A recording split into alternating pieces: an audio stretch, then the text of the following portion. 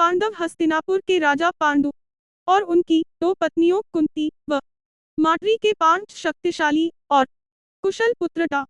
महाभारत में युधिष्ठिर, भीम, अर्जुन, नकुल और सहदेव ये 5 पांडव सबसे अधिक सराहना के पात्र रहे हैं।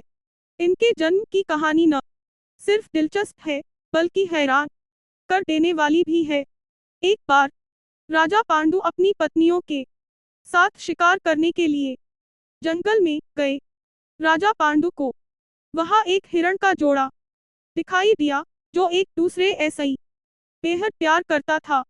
जब राजा की नजर उस जोड़े पर पड़ी तो उन्होंने तीर निकालकर नर हिरण को निशाना बनाया और तीर छोड़ दिया। तीर सीधा हिरण की छाती में जाकर लगा। वह हिरण कोई और नहीं बल्कि हिरण के वेश में ऋक्षकिडंबा था। उन्होंने पांडु को श्राप दिया कि वह जब भी किसी महिला के करीब जाएंगे तभी उनकी मृत्यु हो जाएगी। पांडु ने ऋक्षकिडंबा ऐसे ही क्षमा मांगी लेकिन तब तक वो मर चुके था।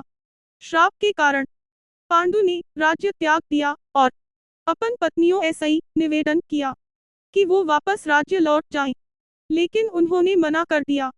कुंती और माद्री जंगल में राजा पांडु के साथ ही रहने लगी। उस समय उनकी कोई संतान नहीं थी।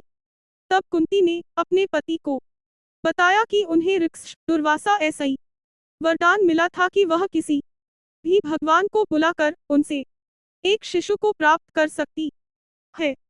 दुर्वासा द्वारा कुंती को दिए गए मंत्रों के उपयोग के माध्यम ऐसे ही उसने यम यानी धर्म के देवता का आह्वान किया जिससे उन्होंने युधिष्ठिर को जन्म दिया।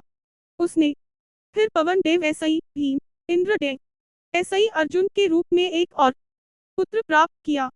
इस प्रकार उसके 3 पुत्र हो गए, लेकिन माद्री के एक भी पुत्र नहीं था। तब कुंती ने माद्री को भी मंत्र विद्या सिखाई। मंत्रों की मदद ऐसे ही माद्री ने अश्विनी कुमारों को बुलाया जिन्होंने यूस, नकुल और सहदेव पुत्र के रूप में दिए। इस प्रकार 5 पांडवों का जन्म हुआ। देवताओं ऐसे ही प्राप्त सभी पांडवों को देवताओं की तरह ही दिव्य गुण प्राप्त हुए था।